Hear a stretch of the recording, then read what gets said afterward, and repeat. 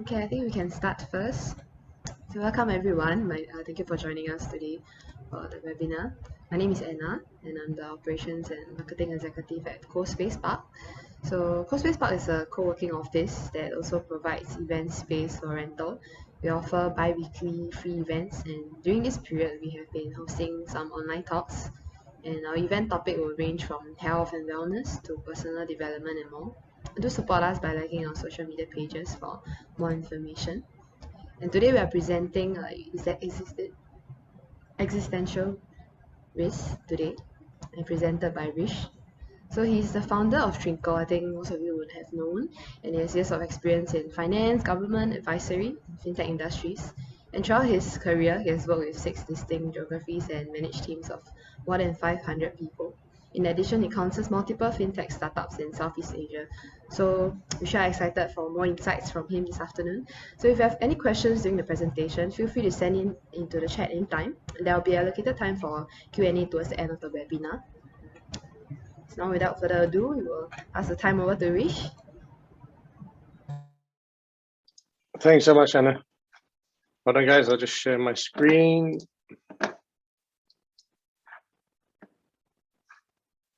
Hope you guys can see what I'm presenting. So thanks a lot for CoSpace Park for hosting us again. My apologies for last week's session. I know we were supposed to have this session last week, but unfortunately something came up and we had to push it a week. I've been really looking forward to this session.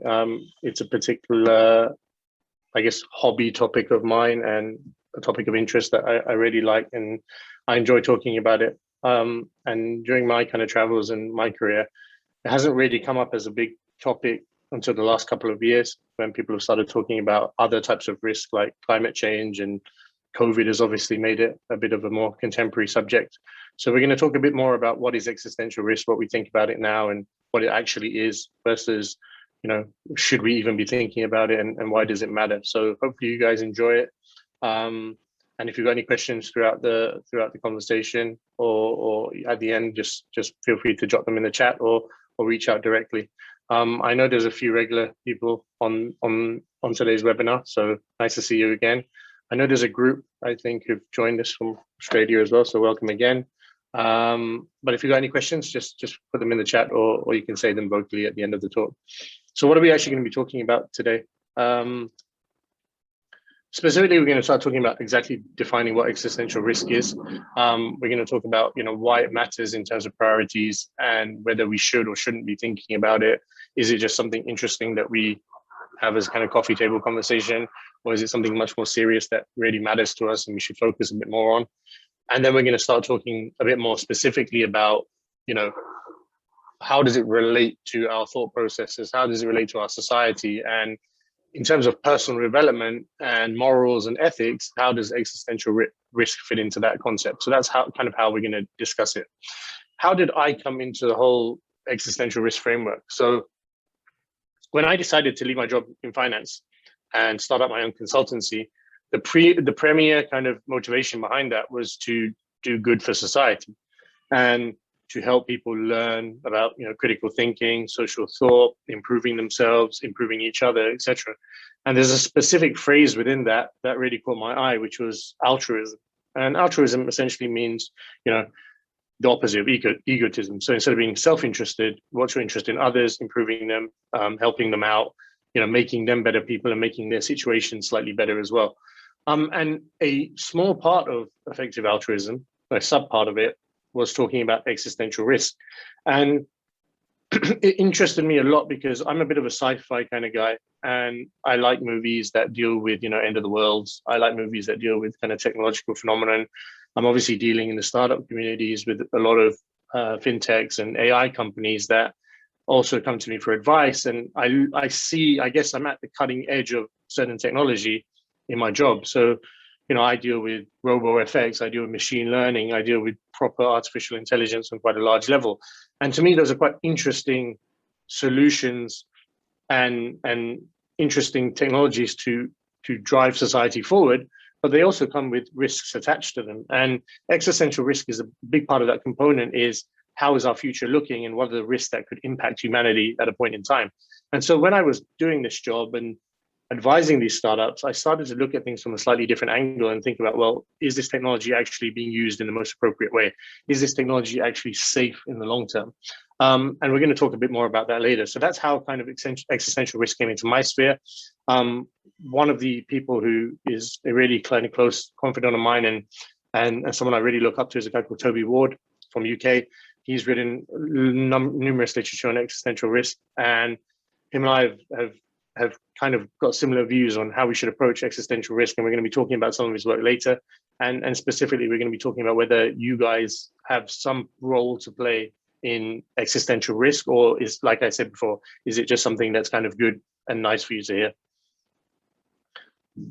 Sorry. So this slide is deliberately a bit vague, okay? So it's obviously giving you the impression of the kind of galaxy and the kind of wider universe. And the whole point of this slide is to give you a sense of scope. And it's important that you understand kind of scope and what it really means, because existential risk is a really, really broad, languid term, and it applies to many, many things. But ultimately, at its core, it deals with events or risks that could potentially eliminate human life, okay? And it's quite a profound way to think about things. And I know it requires a lot of deep thought. And I know a lot of you will be thinking, well, you know, my contemporary problems and the problems I have on day one in 11th of October, 2021 are much more relevant than worrying about whether the asteroid is going to hit the world in the next 100 to 1,000 years, etc.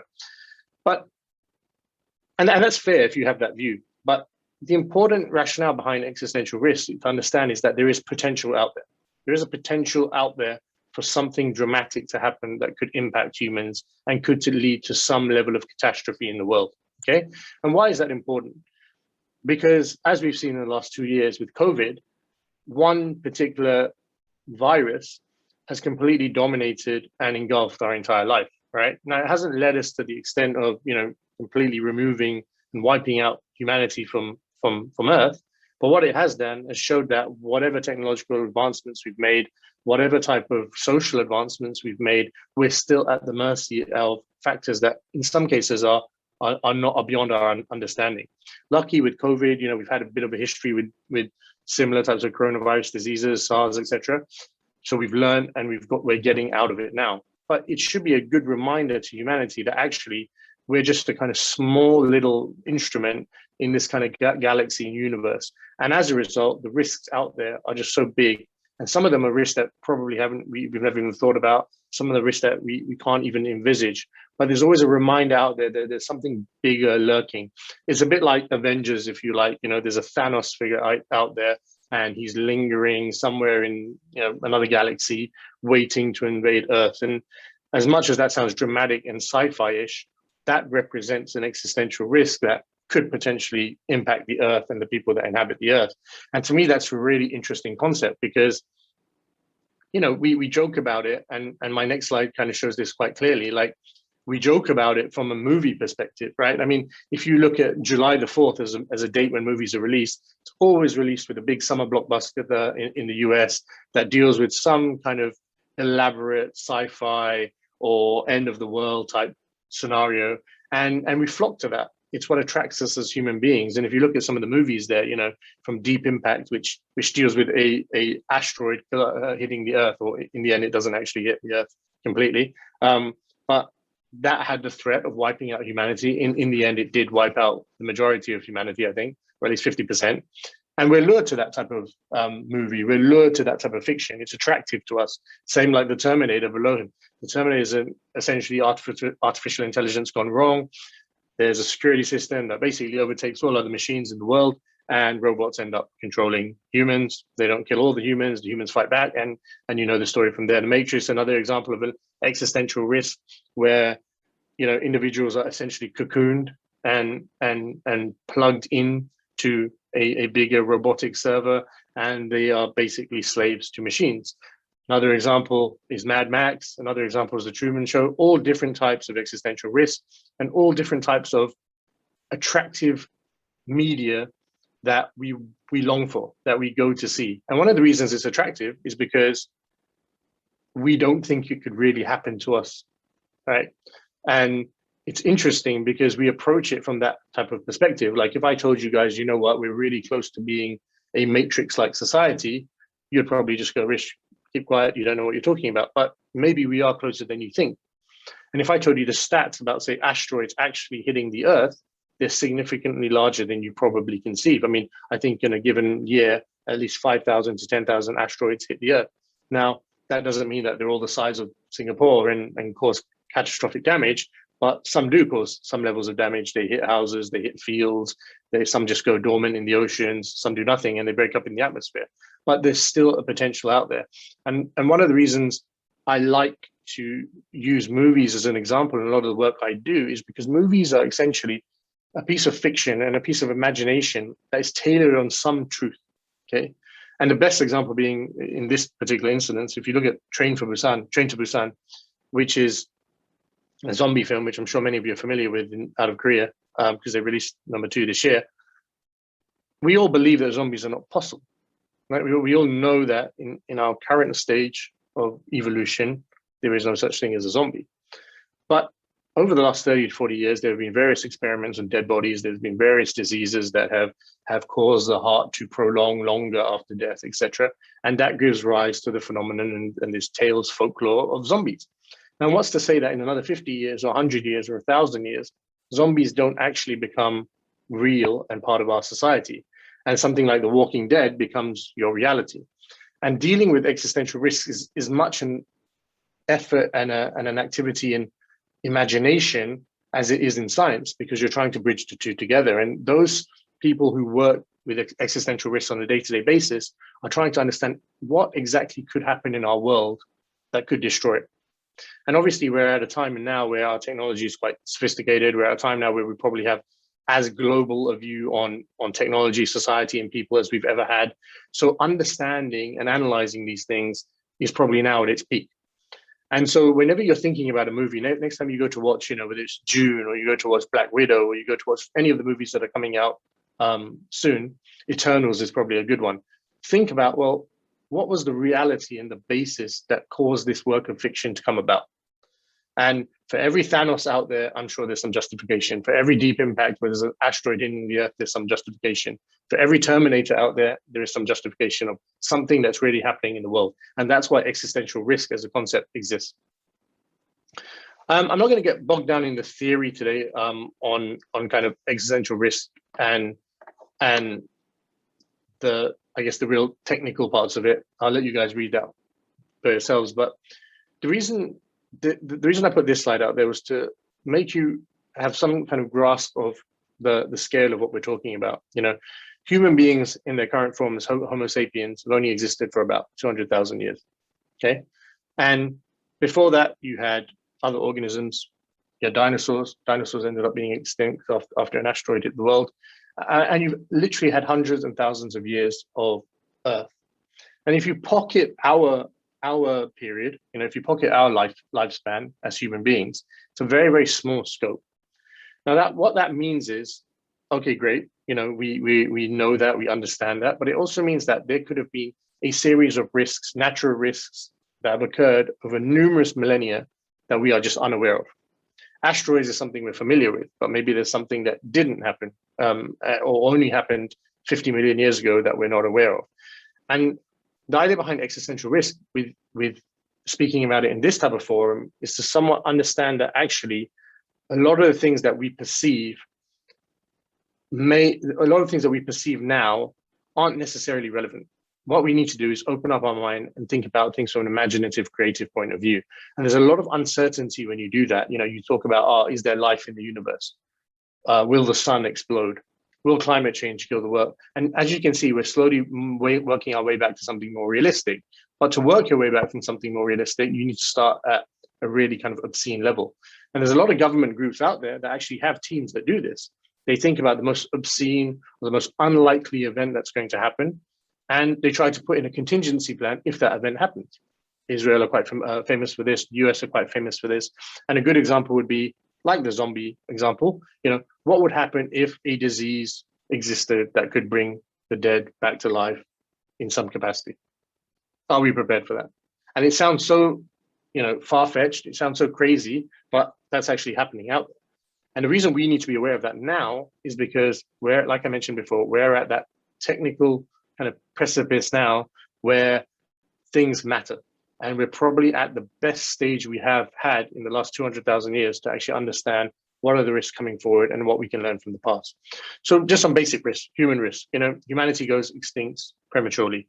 What does that actually mean? Like I said before, if an asteroid hits the world, no matter what level of technology we had, we're completely premature on that. It's a full human extinction event. If an asteroid more than 2 kilometers hits the Earth at a specific velocity, we're all gone for not much we can do about it. Permanent stagnation.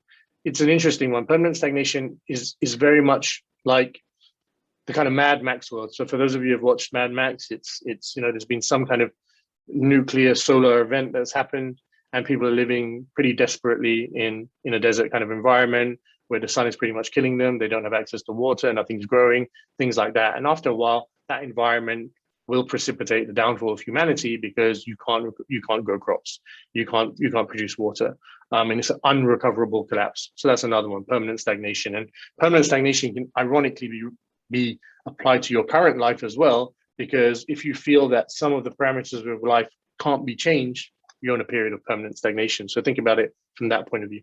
Flawed realization, the best example of this would be the Matrix. So I was having a conversation the other day with a friend of mine about are we actually in the world that we live in? How do you know that we're just not part of a bigger play? We're just not, parts of code being written by, some watchers out there who are kind of controlling us. So the flawed realization is that, maybe we live in such a technologically mature environment that actually our realization is compromised.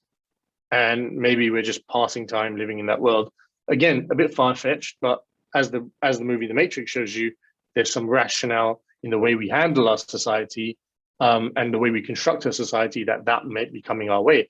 And if you look at some of the worlds out there, and I'll give you some of the countries out there, and I'll give you a really good example being North Korea. How much do we know about North Korea within North Korea?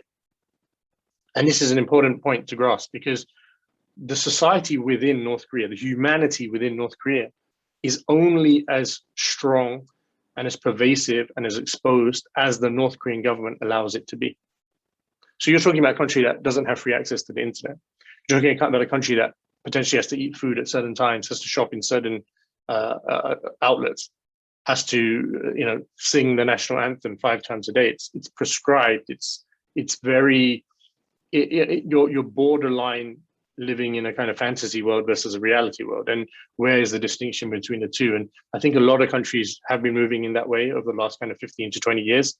And we need to be careful about that, because once the human will is essentially kind of navigated or prescribed to by governments, then you're in that troublesome spot where people don't have free will. They don't necessarily have a say in how their actions are taken forward. So that's a important one. Subsequent ruination. This is a really interesting one. So imagine a case, a bit like Thanos, attacking Earth.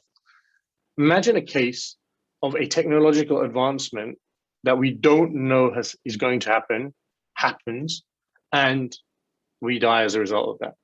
So good potential could be, we have developed technology that takes us to Neptune, or takes us to the next solar system where we try to inhabit the world. And when we do that journey, we realize that actually that journey itself poses a risk to us. We open up a black hole, or it creates a nuclear crisis, or the sun explodes, or whatever. And that's what subsequent ruination is, essentially. It's looking forward to a technological advancement in the future that we can't really envisage now, but could potentially kind of be disruptive.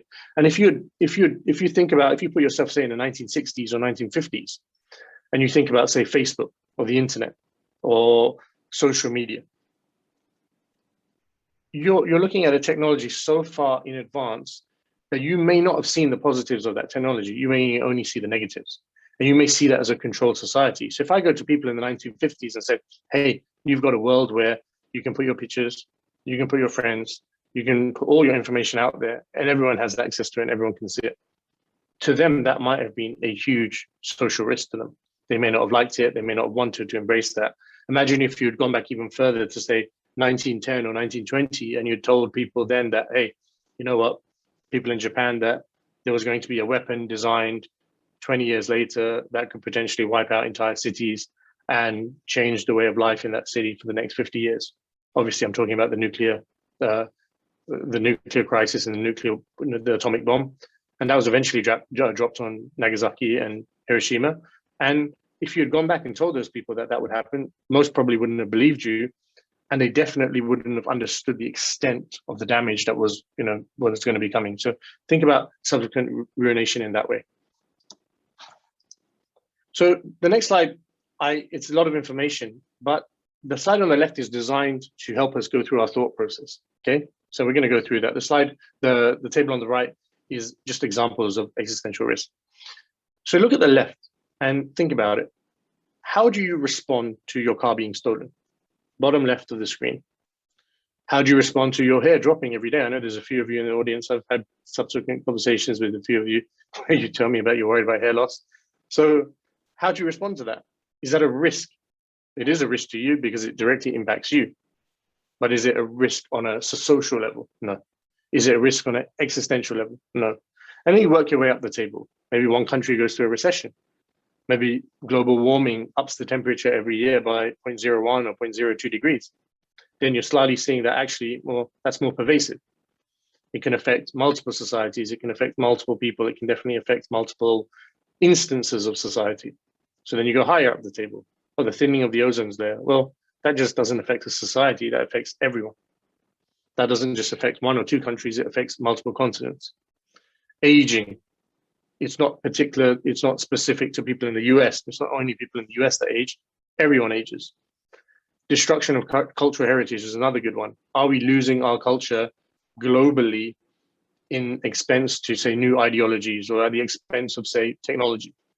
So as you can see, the design of this table is trying to get you to think about micro level risks, such as losing your hair, traffic jams, car crashes, and building them up at a social level to get to a point where you see risk from a humanitarian perspective. What is out there that could potentially impact all of us? If I go and accidentally fall down today, it only impacts me. But, or a better example, if I go hiking today and there's a mudslide where I am, it only impacts me and the people on that hill. But what happens if there is a super volcano underneath the earth that creates mudslides globally and it kills everyone? My example is a localized micro risk. The example of a super volcano under the world is an existential risk because it has the potential to kill everyone. And if you look at the table on the right-hand side, this is from an organization called 80,000 Hours, which deals extensively on existential risk. And they try to actually look at putting probabilities to existential risks. So let's go through some of the risks first. Nanotech weapons. You've probably all seen movies where, hardcore sci-fi movies where a James Bond villain, or if you've seen the new James Bond, you'll probably know that the villain uses nanotech technology, and his aim is essentially to use that technology to control or wipe out most of the world. And there's 1,000 movies like that. Nanotech exists in some form. It exists now. Is it as good as Iron Man's suit in the Avengers? No, but it exists in some form now. And will the nanotech weapons that are being created, are they being controlled and tested and understood enough not to become an existential risk? At this moment, the answer is probably no. Super intelligent AI, what does this essentially mean? It means computers that have the potential of overtaking us. And this is a Terminator scenario where a computer basically decides that they know and understand and are more correct than the people handling the technology. And as a result, they take more decisions regarding human beings and humanity than human beings take for themselves. And you get into that Terminator scenario where they take over. Humans really don't have much say in anything. They've given all control to artificial intelligence, which is happening in a lot of industries, finance, manufacturing, logistics, things like that. And we have nothing we can do about that. It's too late to pull the plug because they essentially control the plug. You work down the risk. Nuclear wars was a big one. I don't think it's as big as it was, say, 50, 60 years ago during kind of the Cuban Missile Crisis. But another example, if all the countries in the world decide to say, hey, I'm going to push that button, and all the nuclear warheads go up in space and come back down, we're in deep trouble. And then you work through the lists and you can see like this organization has tried to say that, well, look, majority of people are a lot more likely to be killed in wars than, say, by nanotech. But that doesn't mean that we should negate the fact that nanotech could be a big problem. And they try to see what level each of those risks have and could contribute to human extinction. So nanotech weapons has a 5% chance of contributing to human extinction. Well, that's quite scary when you think of it that way, right? There's only a 0.005% chance if I drive my car today, I might get in a crash. So how can nanotech be 5% in terms of that? So you need to start thinking about things in terms of probabilities and this scale. And this organization does a really, really good job of it. So the aim of this slide is to actually help you understand where your risks sit from a localized level versus where existential risk sits. And I still haven't told you that you need to care about existential risk. You don't need to. This is more just a drive to make you understand it, make you understand all these sci-fi movies that you see, make you understand what exactly do people think about these things. So in our current world, and this is kind of moving a bit away from existential risk, but more to global prioritization, think about the big world issues that we're having at the moment, the things that you probably talk about or you hear talked about at, UN conferences, or maybe you and your friends discuss when you're having bad, you're feeling depressed, you're feeling bad, or when you see a documentary on Nat Geo that talks about, how the world is completely inappropriately diverse and the problems of the world are just so different. First world problems versus third world problems. So a couple of examples: food scarcity. It's a well-known fact that nearly 25% of people, adults living alive now, do not have access to the appropriate amount of foods. Water scarcity. A big proportion of the world still doesn't have access to clean water. There's biodiversity loss. A lot of deforestation is happening. A lot of animal extinction is happening because of man-made problems. Artificial intelligence risk, which we talked about just now. And last one is ocean conservation. We're actually losing our oceans. And this goes back to a previous conversation we had where we talked about plastics and things like that and their impact on the ocean. So as you can see, we have started grouping our issues in the world. So we group them: food scarcity, food security, water scarcity, AI, things like that. But they're not existential risks. Water scarcity is going to affect a proportion of the world population. Food security is going to affect a percentage of the world's population. Artificial intelligence at the moment is still controlled. It's probably not in its state where it could wipe out humanity. And as a result, as a society, we've decided to prioritize these issues. Why? Because we understand them. They're in our face. If we go to the Amazon, or we go to any kind of biodiverse rainforest out there, we can see that deforestation is happening. We can see that the ozone layer is essentially fading away. We can see plastics in the ocean. And as human beings, our natural inclination is to solve the problems that we can see in front of us, as opposed to thinking, what could the potential problems be? And there's nothing wrong with that. That's how we need to be. But is there a way of finding balance between contemporary problems versus future issues?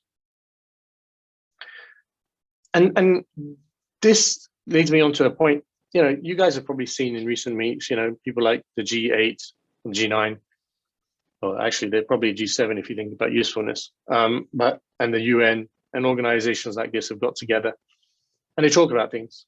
One of the big things they always do is they talk about climate change. Now they've been talking about Brexit. They've been talking about COVID, obviously, in the last 2 years. And the job of those organizations, in theory, is to put together what is essentially a global priority roadmap. What are the global issues as a result of globalization that these countries and other countries could get involved in and help? And the previous slide showed some of those issues. And it's important that we understand why they're doing that. Why are they doing that? Because essentially they're trying to elongate life. They're trying to make the world a more habitable, better place for life to live longer, for humanity to have a better quality level of life. And just because there's a moral obligation for some of these countries to do that. And we're going to talk a bit more about moral obligation in a minute. But the global priority roadmap also needs to think about contingencies that haven't happened yet. So could you imagine a conversation in, say, 2019, where maybe the UN got together and they said, well, okay, we talked about climate change, but let's talk about maybe a potential virus may come out of Asia or somewhere. And maybe that potential virus might be flu-like. And maybe that potential virus may have, repercussions across the whole world. And maybe that potential virus will stop all world travel. And maybe that potential virus will cause us to create a vaccine or a series of vaccines to combat it. Maybe that potential virus will cause a huge amount of people to lose their jobs. And imagine if that conversation had happened. And then you have contingencies and teams working on developing strategies in case that problem actually happens. And this is one of the ideas of why global priorities, global prioritizations, and having global level roadmaps is important, because technologically, we're at a point in society where we can probably do more about problems and future problems than we ever could at any point in the past. And whilst that's probably going to get better as we get older, as we evolve, we're obliged now to use our technology to start forecasting scenarios, to start understanding where the world is moving towards. What are the problems we're going to have? What are the challenges we're going to have? What are the opportunities we're going to have? And if you can think about that from a perspective of, maybe doing more plant-based eating, cleaning up our oceans. But if we can apply it on those levels, which we know because they're in our face now, well, why can't we apply it to statistical models of understanding asteroid developments? Why can't we apply it to understanding the consequences of a supernova in a galaxy nearby us? And I don't think it's a question of which is more important. We all will always choose the contemporary in our face issues to be more important. But it's more of a conversation of, can we allocate resources to project our future? And I think that's a really interesting way of looking at it. And one of the reasons, as I go back to the movie analogy, one of the reasons we love these movies is because they've done the thinking for us. That's the whole point of fiction. The whole point of fiction is to say, well, it's not true, but someone has taken some elements of truth, maybe, and created a scenario for us to envisage and think about. And so why can't we do that on a real level basis? Why can't we do that on a basis in terms of our own personal risk to humanity? We do it at a very local basis. We all think about, say, our children. And we say, well, how can I protect my children for the next 10, 20, 30 years? How can I protect my parents for the next 10, 20 years that they live? How can I ensure that my diet is sustainable for the next 10 years? We all think about those from a micro level. Maybe we should start thinking about them from a macro level. So this idea of global priority is quite important. And I'm really proud to be attached to, and really grateful that there are institutes out there that are thinking about things like global priority, existential risk. Because if everyone wasn't, we probably wouldn't have a chance when one of these incidents does happen in the future. But at least a small subset of society are taking that chance. And to me, it's just interesting. It's interesting to put yourself out there and think about things in a really different way. Not every challenge has to be an in-your-face challenge. It can be a challenge that we've yet to see. And if you imagine this from a really athletic metaphor, imagine everyone who's doing the 100 meters now just wants to break 10 seconds. The best athletes at 100 meters want to break 10 seconds. Well, 10 seconds was broken 85 years ago. Maybe people out there now thinking, well, how do I break 9 seconds? Is it humanly possible for a male athlete to break 9 seconds? Well, that kind of idea of looking into the future and motivating yourself by looking into the future, things haven't been done, is quite an attractive proposition. And that's why some of the world's best business leaders, their initial ideas and objectives seem so far-fetched. Look at what Elon Musk is doing with SpaceX. Look what he's doing with Neuralink. If you don't put yourself out there and try to achieve things that you have boundaries on them and try to remove those boundaries, you're always going to be quite contained. So that's why I like this slide, and I think global prioritization is quite important. Why should we start thinking about it? We've talked a bit about all of these things. There's environmental pressures in terms of global warming and things like that.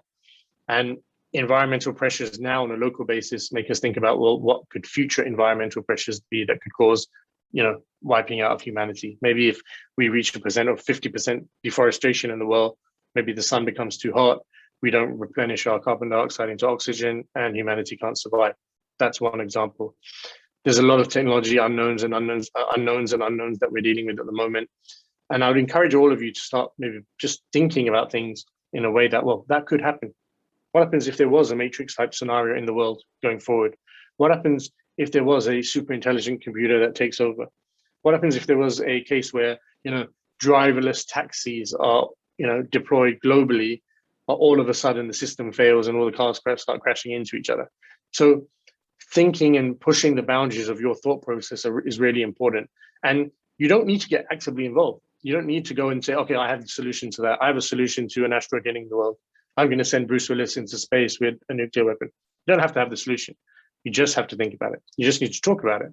And talking about it is interesting because it is a bit fictional to some degree, but it's also making you think about things in a way that actually helps your day-to-day thought process. So you start to think more linearly, you start thinking more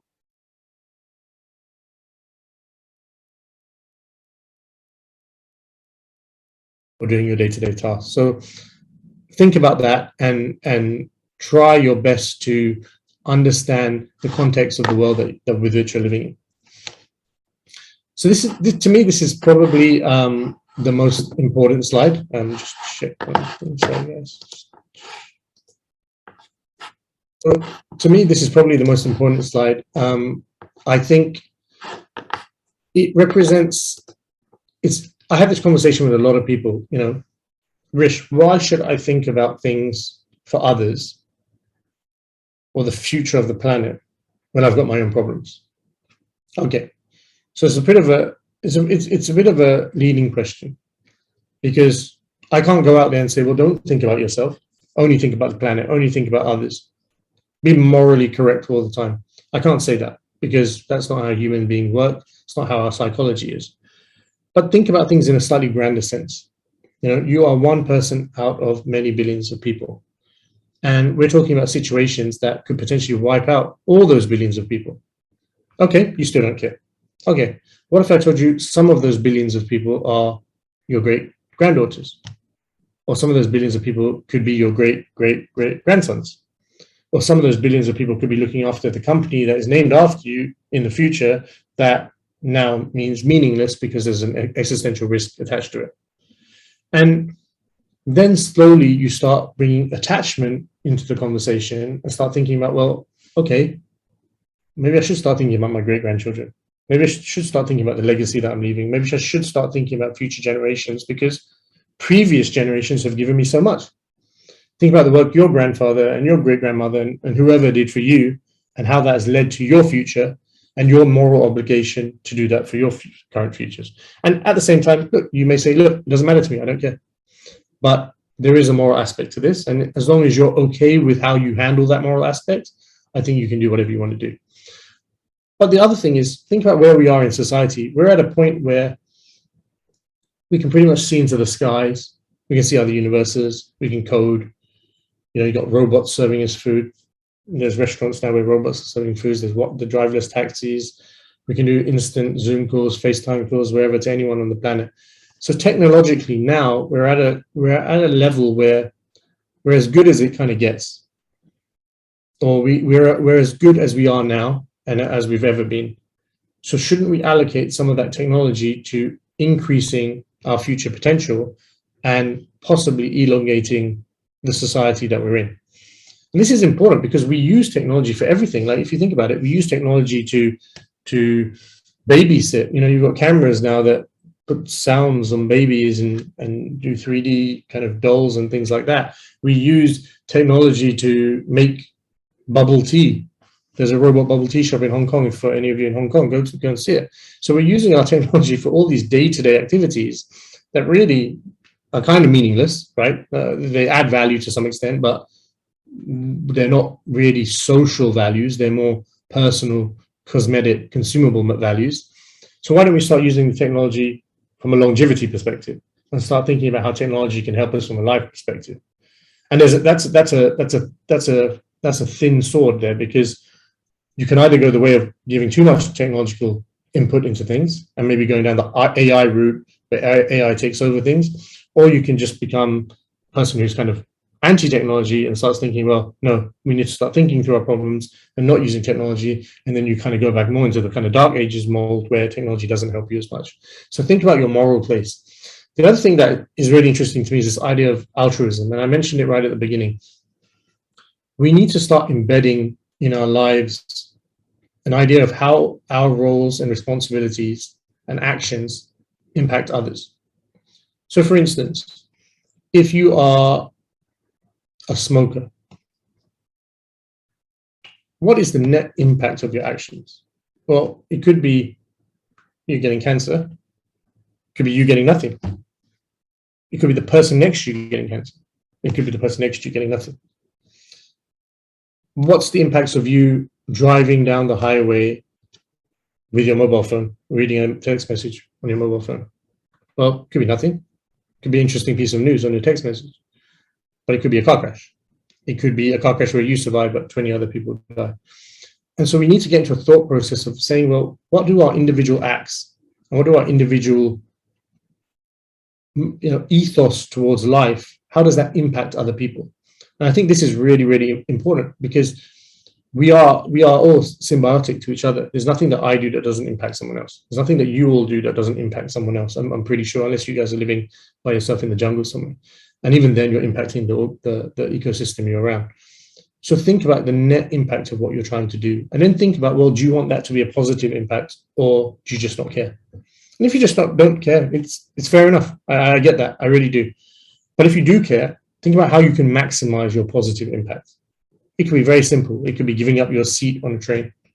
It could be allocating some of those coding hours that you do your own Python coding to developing a new satellite that sees asteroids from a zillion miles away. It could be anything. It could be anything grand. It could be anything small.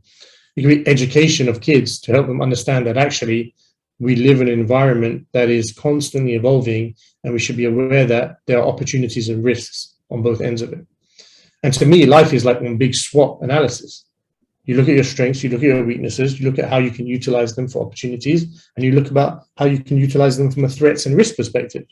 And so that's really another interesting angle about this. How do you sit in this big kind of saga? And one of the thing that bugs me a lot, and one of the reasons I set up my company Trynkle, was to get people thinking about their role within society. And if you think about it, you're one person, and every day new people are born. So the number I think now is about 7.8 billion or something, and it's going to be 8 billion, it's going to be 10 billion, it's going to be 20 billion eventually. And there's a really good website, if you guys have got the time. I'll send you guys the link later, but it essentially shows you how many people are being born every single second in the world. And if you look at that, it's really easy to see yourself as a nothing, as just a small ant in a bigger world where your impact is negatable, negligible, really nothing. Or you can say, well, I don't care whether it's negligible or negatable, I'm still going to try. And I think you need to find that. You need to find out where you are and how you feel about that. And the easiest way to look at that is when you go to work every day. Imagine if you did that when you went to work every day and you said, well, I don't really care if I get promoted. I don't really care if I get a salary increment. I don't really care if the company does well. I'm just going to go in there 9 to 5. And there are people that do that.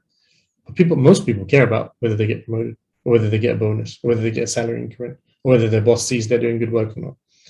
So take that example from a professional standpoint and extrapolate it outwards towards a more social standpoint.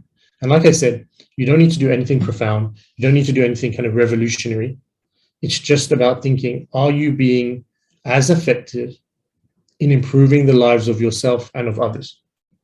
And if you can go home and say that you are, so be it. It probably doesn't cost that much. It probably doesn't really take that much energy from you either. And in the end, hopefully, if everyone's doing that, and people like to use that phrase, positive vibes, if everyone is doing that, maybe there is a net positive vibe or a net positive impact out there. And I think that's important. And the reason I put the phrase at the bottom, parallel concept, existential hope, is because, well, instead of seeing things as an existential risk, what could potentially destroy humanity, why don't we think about things from a point of view of, well, what could potentially enhance humanity or prolong the life or the timeline of humanity? And that's interesting, because then you start turning what is essentially a more negative, morbid outlook on the world into a more positive, hopeful outlook on the world. And if you think about all those movies that I showed you, right at the beginning, The Matrix, how does it end? Neo saves humanities and the robots from Agent Smith, and everyone is honky-dory and happy. I'm not sure what happens in the next Matrix, but we'll find out. Deep Impact, what happens? They decide to take the spaceship and crash it into one of the asteroids, and I think half of the asteroid hits the Earth, the other half goes somewhere, but a lot of people survive. At least Morgan Freeman survives. The Truman Show, Jim Carrey escapes this kind of bottled world and where he's essentially a prisoner in his own life, but he escapes. The Terminator, they all escape. Train for Busan, I'm not sure, actually. I haven't seen the second one, but I think in the end, at least the girl escapes and she's relatively happy. Maybe that's a bad example, but she's relatively happy. In Mad Max, they find water. They get the people with the seeds and they find water and everyone's happy. So existential hope is turning the kind of cup on its head and thinking about things from a different point of view. And that's really important to me, because I think a positive influence and a positive intention always trumps a negative intention. So however you decide to see this, try to see it from a positive point of view, and think about your moral case and whether you can be truly altruistic out there. And like I said, you don't have to be profound. It's not about going there tomorrow and saying, I'm going to stop climate change. It's not about saying, I'm going to develop the next satellite that can spot asteroids from a million miles away. It's not about that. It's about doing micro level things that become macro level things eventually. So this was a bit of a talk today on, I guess, existential risk and how I find it interesting, and specifically how it's a bit out there. And because it's out there, it is interesting. And because it's really pervasive, especially in movies and media, we like it and we can relate to it more. But we shouldn't forget that that's really happening to us on a day-to-day basis. It may not be happening now. It may not happen in 50 years, may only happen in 1,000,000 years, but it still may happen.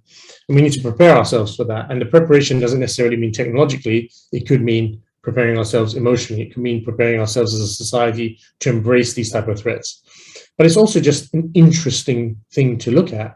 And when I started exploring existential risk and started thinking, well, what is the probability of an asteroid actually hitting the Earth?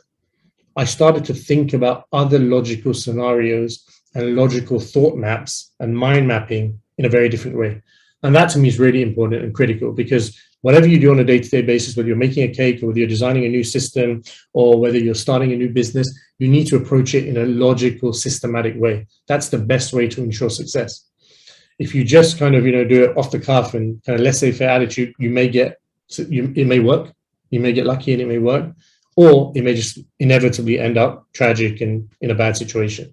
So that was kind of one of the reasons why I was really into existential risk, and I think it help you logicize things and map out your processes. So hopefully you guys enjoyed that. I could talk about this probably for another year and a half, but I won't. I'll open up the floor because I know some of you have got some interesting questions out there, hopefully. And it can be about existential risk. It can be about global priorities. Let me just check the chat.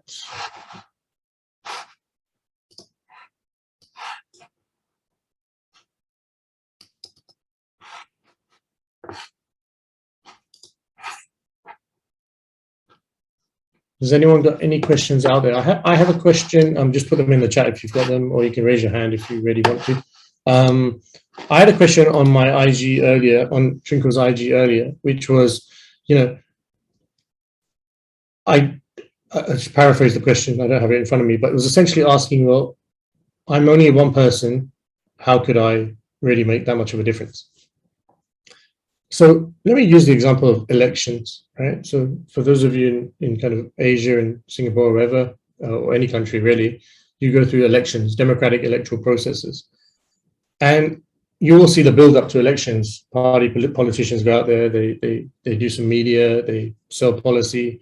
There's a lot of election propaganda going around, things like that. But on election day, it's about whether you decide to go and vote. And for those of you in the audience who've seen Squid Game, right? I'll give you a really contemporary example of Squid Game. And if you've seen episode 2 of Squid Game, there's a point when they all decide to leave the game. And it all comes down to that old man. Now, when I look at it, I say, well, everyone else before the old man was irrelevant because it was 50-50 and his vote decided that they left the game, right? And that's the way elections are. You have to make sure, you have to have some level of understanding that your vote makes a difference. And going back to what the question I was asked, it was, well, do I really make a difference? Am I just a small person in this big problem? Well, you are. I'm not denying that. But even a small person can make a difference. And would you want to be that old man, that 50-50 person whose difference, you have to decide between left and right? Luckily, in elections, you don't see the numbers. You just go and vote, anonymously, essentially, right? Or at least you're in a closeted environment. So think about it from that point of view. Even the small person can make a big difference. But think about not just one small person, 1 billion small people, 5 billion small people, 6 billion small people. And 6 billion small people add up to one big person, or 5 big people. And your decisions and your acts do make a difference. And you shouldn't really overanalyze what level of difference they make. You should just do what your intention and moral case wants you to do and go ahead with it. And whether you see tangible gains or losses or whatever on that is kind of irrelevant, because your motivation is just to do that to help the greater good. Hopefully you see tangible gains, but in some cases you won't. So hopefully that answers that question that I received on IG. The next question, first question, Noah wants to know if technology carries existential threats. Should we stop making technological process? The answer to this is pretty simple, no. Okay, and the reason it is a no is because the same technology can help us get out of other problematic scenarios. So imagine the nuclear weapon, for example, and nuclear fission, the technology that underlies the atomic bomb, right? It caused dramatic chaos and horror in Japan when those 2 nuclear bombs went off during World War II. However, nuclear fission could potentially be one of the escape routes for us in terms of the energy crisis that may come our way in the next 50 to 100, 200 years. So you need to think of technology as a medium which is directed in the most appropriate way. And you need to think of technology not in terms of the actual technology, but in the heads who are guiding the technology. So I always say that the technology is only as good as the person utilizing the technology, right? A fast car is only as good as the driver who drives the car. A plane is only as good as the pilot who's piloting the plane. And you can take this to the medical world, you can take this to pretty much any type of industry. So to answer your question, I don't think we should stop technological process. I think we should understand why we're making technological process a bit better. We shouldn't just progress technologically for the sake of it. We shouldn't just say, well, you know what, we've got to we've done it, we want up to 10 steps. Let's take it up to 20 steps. Let's take it up to 30 steps. What's the rationale behind that? And if that extra 20 steps can be utilized somewhere which is more socially giving, then maybe we should do that. So I don't think we need to do that. I think we just need to understand the parameters of the technology we're working in. And I think the other issue with technology is we shouldn't be over-reliant on technology. I think we're reaching a stage in society, and you guys probably saw this when WhatsApp and Facebook and Instagram all went down. The whole world was kind of asking, well, what do I do? Well, what would you have done 15 to 20 years ago? You probably would have just gone and seen your friend outside, or you would have read a book or gone to sleep or whatever. And we need to be careful that the technology is not leading us, but we are leading the technology. And I found it really strange when WhatsApp and Facebook and Instagram went down that everyone was looking at this from a technological perspective. Oh, what's happened? Why has it gone down? What's going on? People weren't looking at it from the sense of, well, did I need to be on WhatsApp during that time? Did I need to be on Facebook? Was it the end of my world if I didn't check my Facebook or my Instagram for 6 hours? Were there alternatives to WhatsApp? Yes, there were. And you can see that in the Telegram and Signal numbers that went up, within the first 20 minutes, half an hour. So think about whether technology is guiding you or whether you're guiding the technology. I think that's an important concept. Next question, Alinta, I hope I said that right. Isn't it more important and more urgent to help people here and now? It depends, right? I mean, like I said, if the problems are in your face and you can see bad things or risky things happening in front of you, you're naturally inclined to try to solve those problems. Okay? You're naturally inclined to intervene because you think from a tangible perspective that you can make some level of change. And those are the things that impact you, so they probably are the things that you need to change. Is it more important? Well, that's just a personal preference, right? Is it important that I buy a BMW X6? Well, no, it's not important, but it's something I like to do. Is it important that I save money to go and eat at a nice restaurant that I've wanted to eat all my life? It's probably not that important because food I can probably get anywhere. It's something I want to do. And I would see risk and existential risk in that capacity. What do you want to do? Do you want to help people well, then find mechanisms to help people. And like I said, there are free, cost-efficient mechanisms of helping people, most of which are free. There are mechanisms which you can help people just through talking. So find out what is it that you want to do. And from my perspective, when I look at it and I say, well, is it important to help people here and now versus people in the future? Well, why can't I do both? Why can't I help people here and now so that they help themselves in the future? Why can't I help people here and now so that they help others help themselves in the future? And that's one of the reasons why I set up my company, which was to get people thinking, I don't want to be giving therapy and coaching people for the rest of my life. To me, that's a sign that I've been a failure. What would be really interesting for me would be that the people I'm giving advice to or treatment to then go on and pass that advice and knowledge on to other people. And it becomes your kind of pyramid scheme of advice and help and support. And that, to me, would be a testament that I've done well and that my company has done well. And I think you need to look at it from that perspective. I think that is a more interesting way of looking at it. Okay. So thanks for the question, Alinta. Thanks, Terry, for your comment. I appreciate it. Yeah, look, I think a lot of people are obviously busy, and we're going to try and make these sessions much more interactive going forward. But please do pass the messages. We do this every 2 weeks. The topic's obviously changing, and obviously you guys know about it. So do reach out to us and try and get your friends and family to join. I think they're important. Just one final question to answer before we go. Miles, thanks, Miles. Miles asked, what can be done to reduce the threat personally, as in you and I? I don't really know how to answer this question, Miles.